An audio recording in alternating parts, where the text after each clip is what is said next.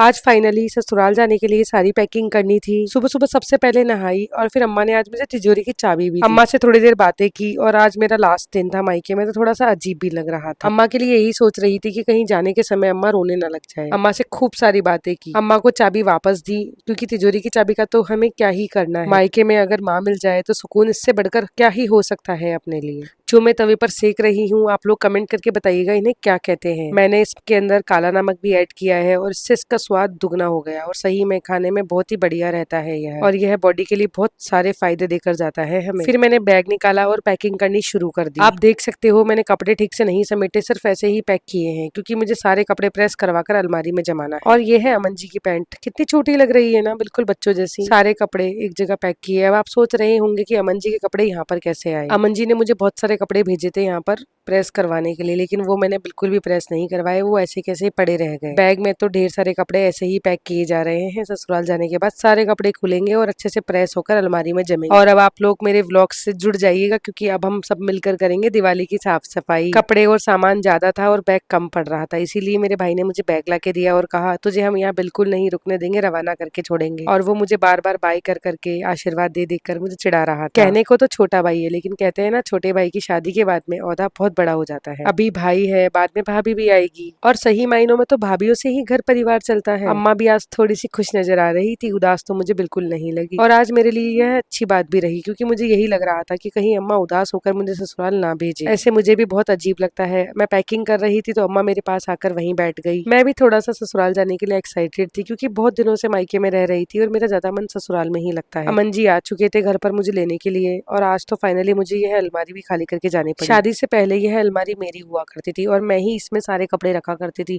जब मेरा भाई मुझे कहता था कि इसमें से आधा हिस्सा मुझे दे दे, तो मैं बिल्कुल उसे मना कर देती थी। लेकिन जब आज मैं उससे हिस्सा मांगती हूँ तो मुझे वो सब बातें बहुत याद आती है। और यह अलमारी मेरी खुद की मम्मी की शादी की अलमारी है। सारे कपड़े एक जगह पैक किए और सभी चीजों को एक जगह व्यवस्थित करने में लग गई। आप सभी को तो पता ही है, मैं अम्मा से सिर्फ मायके मिलने आई थी। मुझे क्या पता था कि यहाँ पे रुकना हो जाएगा, और अमन जी से थोड़े थोड़े कपड़े मंगवा कर मैंने ढेर सारा सामान यहाँ पर इकट्ठा कर लिया।